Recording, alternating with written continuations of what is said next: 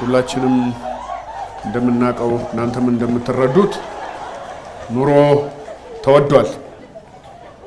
ስንት ገባ?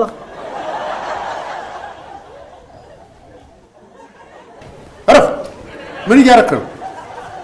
ራበኛ። ስብሰባውን ስንጨርስ ትበላለህ። ያው እኛም እንደምናቀው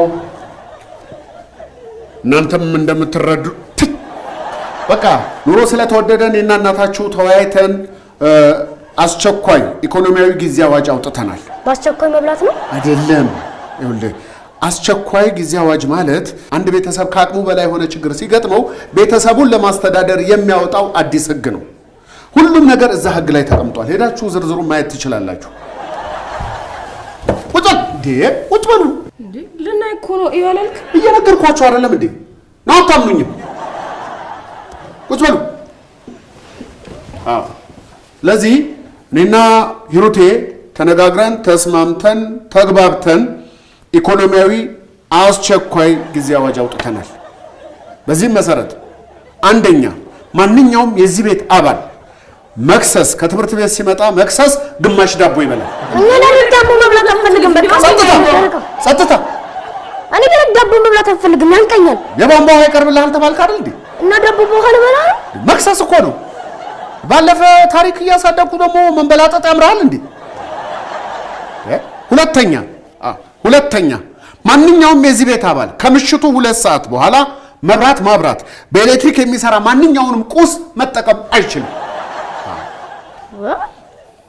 ቁስ ምንድነው? ቁስ እቃ ነዋ። እንደ ቴሌቪዥን፣ ካውያ፣ ስልክ ምናምን የመሳሰሉ እንዴ። እሺ ይሁን፣ እንደ አስፈላጊነቱ ህጉን በማይጋፋ መልኩ ታይቶና ተጠንቶ ሻማ እሱም ውድ ነው። ሻማም አይሆንም። ነገር ግን የቤተሰቡ አባል የግድ ያስፈልገኛል ካለ የፈጠራ ችሎታውን ተጠቅሞ ኩራዝ ወይም ፋኖስ መጠቀም ይችላል። ነገር ግን እነኚህን ነገሮች ለመስራት እንዲህ ብሎ የቤተሰቡን ጋዝም ሆነ ዘይት መጠቀም ያስቀጣል። እንዴ ጋዝ ካልተጠቀምን ታዲያ በምን ልንሰራው ነው? ባዮጋዝሽን ተጠቀሚያ። የትምንትን ከምትይ ኩራዝ ምንድነው? ባዮጋዝ ከከበደሽ ንፋስ አለ። ንፋስ ኃይል እንደሚያመነጭ አታውቂም እንዴ? ዝም ብዬ ነው እንደ ገንዘቤን የምገፈግፈው? ይሄን እንኳን አስተምሯችሁም እንዴ? አረ ያስተምሩናል። በቃ ሶስተኛ ከዚህ በኋላ እዚህ ቤት ቴሌቪዥን የሚከፈተው እሁድ ብቻ ነው።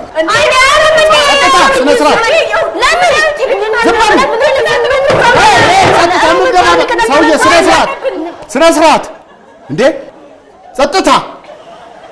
እየተወያየን ያለ ነው። ረብረብ የምናየው ፊልም አለ። ከዚህ በኋላ እሁድ ታየዋለህ። እሁድ አይታይም፣ ረብረብ ነው የሚታየው። ደውለን እሁድ አድርጉልን እንላለን።